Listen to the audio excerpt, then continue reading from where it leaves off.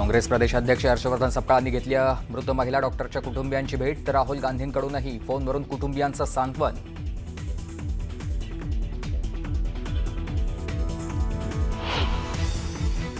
बैठक घेण्यासाठी आम्ही तयार, मात्र नागपूरला या. बच्चू कडूंचा बावनकुळेंसोबत संवाद, तर तुम्ही चर्चेकरता मुंबईला यावं, बावनकुळेंचं आवाहन. बच्चू कडूंच्या कर्जमाफीसाठी काढलेल्या एल्गार मोर्चामुळे हायवे ठप्प, मागण्या मान्य न झाल्यास रेल्वे आणि विमानसेवा बंद पाडण्याचाही इशारा.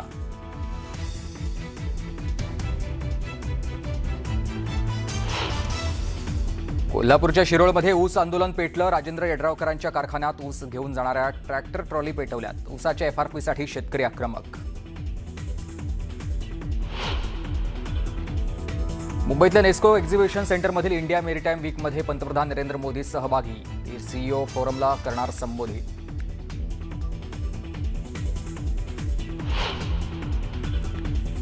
विनाकारण मुंबईत फिरत राहू नका, पक्षाची ताकद वाढवा, पक्षाचं काम करा. अजित पवारांची राष्ट्रवादीच्या सर्व आमदारांना तंबी, तर निवडणुकीत कुणावरच अवलंबून न राहण्याची सूचना.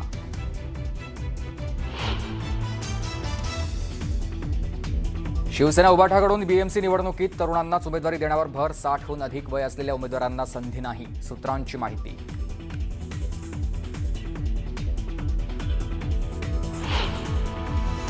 सोलापूरमध्ये भाजपचा मित्रपक्षांना जोरदार धक्का. शिवसेना नेते नागनाथ क्षीरसागर आणि माजी आमदार राजेंद्र पाटीलही भाजपात प्रवेश करणार. रवींद्र चव्हाणांच्या उपस्थितीत होणार पक्षप्रवेश.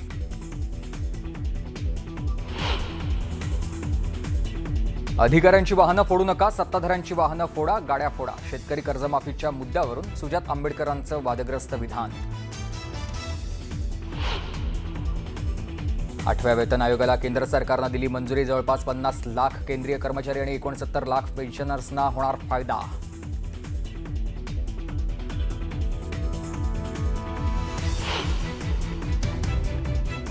आज भारत आणि ऑस्ट्रेलिया दरम्यान 5 सामन्यांच्या T20 मालिकेला सुरुवात. कॅनबेरामध्ये होणार पहिला सामना.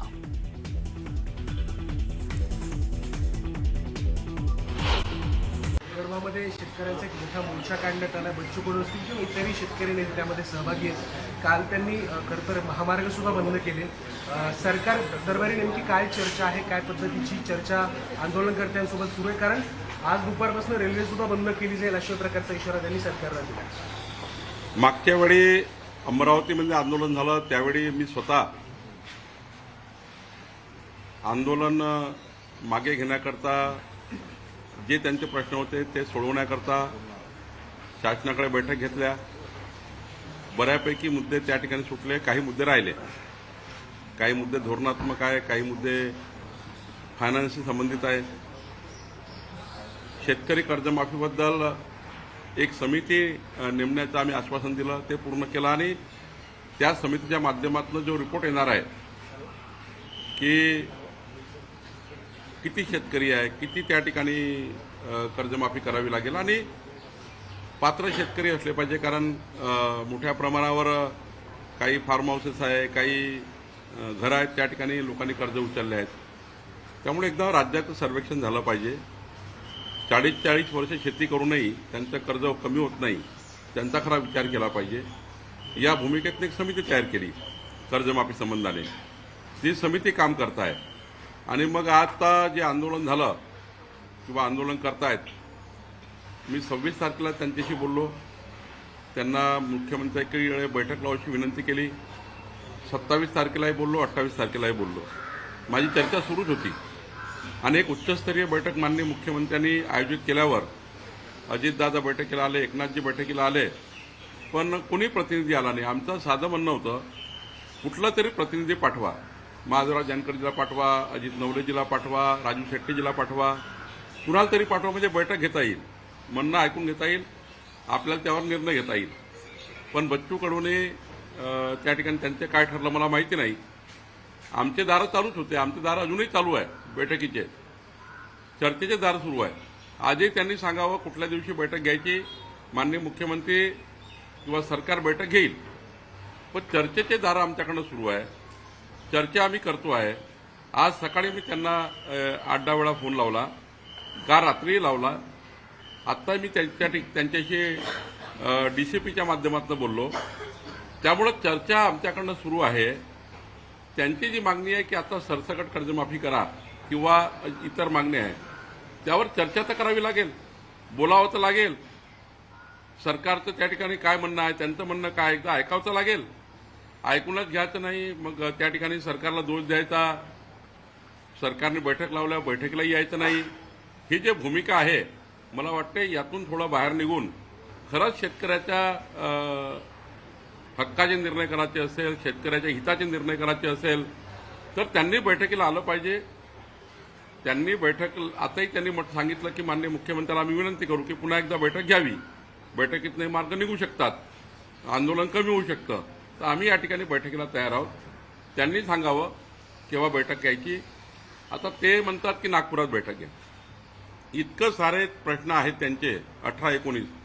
उच्चस्तरीय बैठक तर मुंबईत होऊ शकतं, सह्याद्री होऊ शकेल, मंत्रालयात होऊ शकेल. जेव्हा शेवटी मंत्रालयातून मार्ग निघतात ना, ते म्हणतात की आंदोलनस्थळी बैठक व्हावी, त्या ठिकाणी इकडे बैठक व्हावी. त्यामुळं मला वाटतं की याच्यामध्ये काही तथ्य नाही.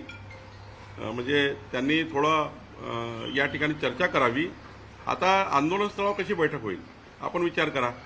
एवढा मंत्रालयाने 18-19 मंत्रालयीन अधिकारी लागतील, जे प्रधान सचिव, अतिरिक्त मुख्य सचिव एवढं सरकार तिकडे घेऊन जाण्यापेक्षा सकाळच्या विमानाने येणे, दुपारच्या विमानाने वापस जाणे. नागपूरला अवेलेबिलिटी आहे विमानाची. त्यांना आमची विनंती आहे की त्यांनी यावं चर्चेला, सर्व त्या ठिकाणी तोडगा काढावा. आम्ही शेतकऱ्याच्या बाजूने आहोत, तोडगा काढायला तयार आहोत. चर्चेचे दारं खुले आहेत, त्यांनी चर्चेचे दारं बंद करू नये. तुमच्याकडे साधताय संवाद तो फोनवरून होते, परंतु तिकडे बोलतायत की सरकारने चर्चेची दारं बंद केली. ही त्यांची भूमिका कशी आहे? मी 26, 27, 28 3 दिवस माझं राजू शेट्टीजी, महादेवराव जानकरजी, अजित नवलेजी आणि मान्य बच्चू कडूची बोलणं झालं. त्यांच्या चर्चा झाल्यानुसार बैठक लावल्या गेली. त्यांनी येण्याचं कबूल केलं नसतं तर बैठकच लावली नसती ना. मुख्यमंत्र्यांची बैठक उच्चस्तरीय बैठक लावली, त्यांनी कबूल केलं बैठकीला यायचं म्हणून बैठक लावली. आता ते आलेच नाही. एक जरी प्रतिनिधी आला असता, समजा बच्चू कडू नाही आले, राजू शेट्टीजी नाही आले, कुणीच नाही आलं, त्यांचा प्रतिनिधी कोणी बैठकीला यायला पाहिजे. तर मुख्यमंत्री बैठक चालवतील, सरकार बैठक चालवेल. आलेच नाही. आल्यानंतर त्या ठिकाणी आत्ता मी काल सकाळी फोन केला, त्यांचा फोन बंद. त्यांचं म्हणणं आहे की ते रेंज नाही आहे. आता माझं बोलणं झालं त्यांच्याशी DCPच्या माध्यमातून. त्यांना माझी विनंती आहे की त्यांनी मुंबईला उच्चस्तरीय बैठकीला यावं. मी माननीय मुख्यमंत्री यांना अजून त्या ठिकाणी मुख्यमंत्री लक्ष देऊनच त्या आंदोलनावर बैठक अरेंज करतील. आणि त्या बैठकीमध्ये शेवटी मुख्यमंत्री, दोन्ही उपमुख्यमंत्री, एवढं 18-20 अधिकारी, प्रधान सचिव, मुख्य सचिव नागपुरात ते म्हणतात आंदोलनस्थळावर किंवा कुठे बैठक घ्या, ते त्या ठिकाणी करण्यापेक्षा बच्चू कडू, राजू शेट्टीजी, महादेवराव जानकरजी, अजित नवलेजी आणि तिथे तुपकर आहेत, त्यांनी बैठकीची वेळ त्या ठिकाणी फिक्स करावी. आम्ही त्या ठिकाणी बैठकीतून मार्ग काढायला तयार आहे, चर्चा करायला तयार आहे. आणि चर्चेतूनच मार्ग निघतो, तोडगा चर्चेतूनच निघतो, बैठकीतच निघतो. एका बाजूला सरकार बैठक बोलवते, सरकारचं असं कुठलंही ना मनात आहे ना बोलण्यात आहे. आम्ही कशाला अटक करू? बैठकीला बोलवायचं, अटक करायचं, एवढे काही इंग्रजी विचाराचे लोक आम्ही नाही आहोत.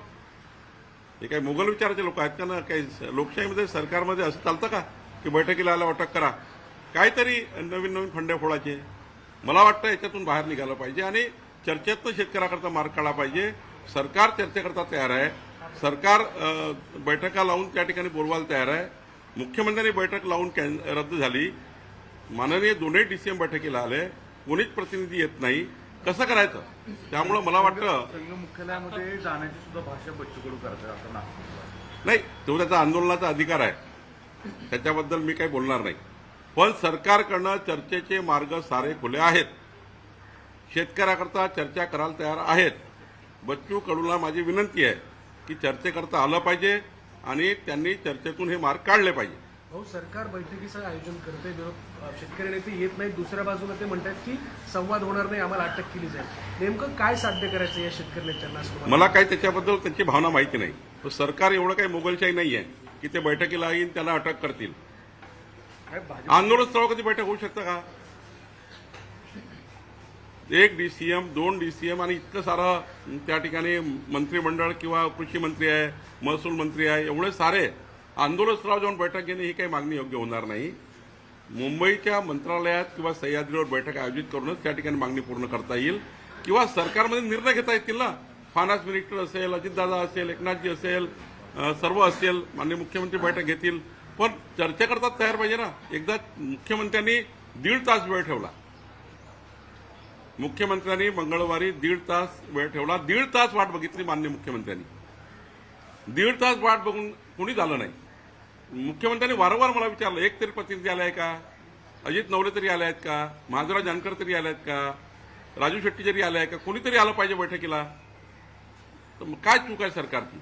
सरकार तयार आहे, पण सरकारवर त्या ठिकाणी आकस काढणे किंवा शेतकऱ्याच्या मनात त्या ठिकाणी दुजाभाव निर्माण करणे, मला वाटतं यातनं राजकारण होऊ नये. यातनं फक्त शेतकऱ्याचे प्रश्न सुटावे आणि बच्चू कडूने पुढाकार घ्यावा. सरकार चर्चेला तयार आहे. ज्या पद्धतीचं विधान बच्चू कडू यांनी केलंय, बच्चू कडू असं म्हणाले, दरवाजे आम्ही बंद केले सरकारसोबत. हां, बच्चू कडूंना आता तिथं बाईट दिला आणि त्यांचं असं स्पष्टपणे म्हणणं आहे की नागपूरमध्ये बैठक व्हायला पाहिजे, ती नाही झाली तर आमची चर्चेचे दरवाजे पूर्णपणे बंद. चर्चेचे दरवाजे ते बंद करतात, आम्ही करत नाहीये. तुम्हीच सांगा मीडियाच्या मित्रांनो की एवढं सारं मंत्रालय नागपुरात नेऊ शकतो का आपण? एवढंच सारं मंत्रालय ज्यातले 28-30 प्रश्न त्यांचे आहेत. 28-30 जवळपास 12 विभाग आहेत. 12 विभागाचे प्रश्न आहेत, वेगवेगळे प्रश्न आहे 12 विभागाचे. त्यामुळे मला वाटतं की थोडा विचार केला पाहिजे आणि चर्चेला आलं पाहिजे. जाणीवपूर्वक हे राजकारण चालू आहे असं म्हणायचं का? नाही, मला वाटतं की आता त्याच्या मनात काय मी काय सांगू शकणार नाही. मी काय त्यांना राजकारण म्हणणार नाही वगैरे वगैरे काही. फक्त एवढंच आहे, शेतकऱ्याचा मार्ग काढायचा आहे तर सरकार तयार आहे. भाजपच्या काल एका आमदारांनी विदर्भातल्या असा एक आरोप केला की बच्चू कडूंचे आणि काही संघटनांशी संबंध आहेत की ज्याचे इतर राजकीय आंदोलकांना हे प्रेरित केले जातात, फंडिंग केलं जातं. मला त्याबद्दल काही माहिती नाहीये. मला माहिती असल्याशिवाय मी बोलणार नाही. तर संजय राऊत असं म्हणतात, ज्या पद्धतीचा आरोप बच्चू कडूंनी केला की मला अटक केली जाऊ शकते, संजय राऊत असं म्हणतात की या सगळ्या आंदोलनकर्त्यांना मुंबईत बोलवायचं आणि त्यांना अर्बन नक्षलवादी ठरवून अटक करायची, अशा प्रकारचा सरकारचा प्रयत्न. कुठल्याही सरकारची भूमिका अशी नाही आहे. सरकारची भूमिका कधी अशी असणार नाही. आम्ही उद्धव ठाकरेजीच्या सरकारसारखे हुकुमशहा नाही. उद्धव ठाकरेंनी तर मला ओबीसी आरक्षणाकरता जेलमध्ये टाकलं होतं. त्यामुळे उद्धव ठाकरेसारखे हुकुमशहा आम्ही नाही आहे. देवेंद्र फडणवीस सरकार, आमचं सरकार हे लोकशाहीच्या मार्गाने सर्वांना न्याय देणारं सरकार आहे. उद्धव ठाकरे असं म्हणतात की लोकशाहीमध्ये मत आणि विरोध करण्याचा अधिकार जो आहे तो सर्वांना आहे, परंतु जे सत्ताधारी आहेत त्यांना हे मान्य नाही असं ते म्हणतात. कोणी म्हटलं? तेच म्हणतात, तेच उत्तर देतात. त्याचाच प्रश्न त्यांचंच उत्तर. तुम्ही त्यांचं भाषण आहे का? तेच प्रश्न उपस्थित करतात, तेच उत्तर देतात. पुन्हा म्हटलं असं त्यांना अधिकार नाहीये. रोज आंदोलन केलं तरी त्यांचा अधिकार आहे. लोकशाहीमध्ये प्रत्येकाला अधिकार आहे आणि त्यामुळे त्यांनी आंदोलन केलं तर काय, आम्ही सरकार म्हणून आमची भूमिका आम्ही पार पाडतोय. काल जी भाषणं नागपुरात झाली किंवा एकंदर आंदोलनामध्ये झाली त्यात काही प्रक्षोभक विधानं सुद्धा करण्यात आली. बच्चू कडूंनी म्हटलं की आमदारांना कापा, तर रविकांत तुपकर त्या पुढे जाऊन म्हणाले की आमदारच काय 2-3 मंत्र्यांनाही कापलं पाहिजे. नाही, ह्या भाषा काही योग्य नाही लोकशाहीमध्ये. ह्या भाषा लोकशाहीमध्ये योग्य नाही आहे. अशा भाषा करू नये. शेवटी संवैधानिक पद्धतीने आंदोलन झालं पाहिजे, लोकशाही पद्धतीने आंदोलन झालं पाहिजे. प्रक्षोभक भाषा करून त्या ठिकाणी जमावाला त्या ठिकाणी प्रोत्साहन देणे, जमावाच्या माध्यमातून काही जाळपोळ करणे वगैरे अशा भाषा ज्या होतात किंवा उद्या मॉबला त्या ठिकाणी चिथावणी देणे वगैरे अशा भाषा कुणी करू नये असं मला वाटतं. त्यावेळी संजय राऊतांनी पत्रकार परिषद घेतली आणि त्यांनी तुमच्यावरती सुद्धा काही आरोप केले की ज्या व्यक्तीने घोटाळे केले अशा व्यक्तीला तुम्ही तिकडे पाठवताय. बावनकुळे यांचे घोटाळे मी बाहेर काढणार आहे. 2 आठवड्यात त्यांचे जे काही घोटाळे त्याची फाईल मी बाहेर काढतोय, ती फाईल तयार होती. तुमची प्रॉपर्टी विकली तर कर्जमुक्ती होईल शेतकऱ्यांची असं संजय राऊतला माझं म्हणणं आहे, भाऊ शेतकऱ्याचं कर्ज माफ करून द्यावं. माझ्या ॲफिडेव्हिटमध्ये माझी प्रॉपर्टी आहे आणि त्याच्यापेक्षा जास्त निघाल ती संजय राऊतने पूर्ण घेऊन टाकाल. त्यामुळं त्यांना माझी खुली ऑफर आहे, उद्या या रजिस्ट्री करायला. घंटे कसं जाणार आहे मुंबईला? जायला 8 घंटे लागणार आहे. आणि इथं जर काही बयकलं, इथले आंदोलक जर हातात नाही राहिले तर कोण जबाबदार राहणार आहे? म्हणजे तुम्हाला रक्तबांबड करायचं आहे का शेतकऱ्याला? आम्हाला तिकडे पाठवायचं आणि बदनाम करून नेता तिकडे गेले आणि इकडे कार्यकर्त्याला हुसकून दिले. पुन्हा असे बोलायला तयार. राजकारण होतं की काय? अशा त्याचा सुगंध येत आहे मला. पण सरकार म्हणलं की त्यांची चर्चेची दारं उघड्या आहे, बच्चू कडू स्वतः चर्चेला पुढे येत नाहीये. हां, आम्ही तयारच आहे, स्वागत आहे. बाकीच्या ठिकाणी जाता आलं तुम्हाला जातीच्या मोर्चामध्ये, इथं याला काय झालं शेतकऱ्याच्या मोर्चामध्ये? बरं, मग आता काय तुमचं बोलणं झालेलं आहे, आता तुमची मागणी काय असणार आहे आणि त्यासाठी सरकार बावनकुळे सकारात्मक ची मागणी आहे, हमी भावाची मागणी आहे, पेरणी ते कापणीपर्यंतची मागणी आहे. शेतमजुरांना महामंडळ तयार व्हावं, त्यांना विमा भेटला पाहिजे. दिव्यांगांच्या मानधनाच्या बाबतीत असेल, तुमच्या अंत्योदय योजनेच्या बाबतीत असेल, तुमच्या मेंढपाळांच्या संदर्भातली मागणी आहे, मच्छीमारांची आहे, ही ग्रामपंचायत कर्मचाऱ्यांची आहे, डाटा एंट्री ऑपरेटरवाल्याची आहे. या सगळ्या मागण्या आम्ही त्यांना 12 मागण्या प्रमुख करून दिलेल्या आहे. अ आणि ब केलेल्या. अ म्हणजे निर्णय झाला पाहिजे, ब म्हणजे चर्चा झाली पाहिजे. हो, सरकार नागपूरला येत नाहीये, तुम्ही मुंबईला जात नाहीये, तोडगा कसा निघणार? हे आंदोलन किती वेळ चालणार? जेपर्यंत देवाभाऊची इच्छा आहे तेपर्यंत चालू, त्याच्यावरच आहे का नाही आखरी. कसं आहे, बटन त्यांच्याजवळ आहे. त्यांनी निर्णय घेतले तर आंदोलन उद्या आजच बंद होते, नाही घेतले तर चालू राहणार. बरं, बटन दाबायला त्यांनी नागपूरला यायचं आहे की आता तुम्ही जाणार? कुठूनही दाबलं पाहिजे ना, तिथूनही निर्णय घेऊन बटन दाबा. आम्ही इथं कॉपी पाहतो, मागं घेतो. बरं, आता बावनकुळेंनी तुम्हाला आश्वस्त केलेलं आहे की मुख्यमंत्र्यांशी चर्चा करून सांगू, तुम्ही 12 वाजता रेल रोको करणार होतात, त्या बाबतीत आता काय आता होणार? अर्धा तास वाट पाहतो आम्ही. बरं, तुम्ही संघ पदाधिकाऱ्यांशी देखील चर्चा करणार आहे? आम्ही कोणता रेशमी बाग ना, रेशम बागला जाणार आहोत. तिथे RSSची काही मंडळी आहे, त्यांचा बराच अंकुश भाजपवर असतं आणि त्यांना पण विनंती करणार आहोत का यांचे थोडे कान टोचा. शेतकरी हा हिंदू आहे, मग हिंदू शेतकऱ्याचं तर भलं करा ना कम से कम. भाऊ, तुम्ही संघ कार्यालयात जाताय, मोदी महाराष्ट्रात आहे, मोदींपर्यंत तुमचा निरोप पोहोचवणार आहे? म्हणजे मोदीजी आखरी कोणाच्याच मतानं ऐकत नाहीत, ते RSSच्या मतानं ऐकणारच आहे. आणि मोदीजीपर्यंत कानावर गेले का मोदीजी देवेंद्रजीला सांगणार, आणि नरेंद्र देवेंद्र बोलले का काम फत्ते होणार. नक्कीच आपण पाहतोय की आम्ही मुंबईला चर्चेला जाणार नाही, मुख्यमंत्र्यांच्या हाती बटन आहे, त्यांनी बटन मुंबईतून किंवा नागपुरातून कुठून दाबायचं ते दाबावं. मात्र शेतकरी कर्जमाफी होईपर्यंत आंदोलन मागे न घेण्याची भूमिका बच्चू कडू यांनी घेतलेली आहे.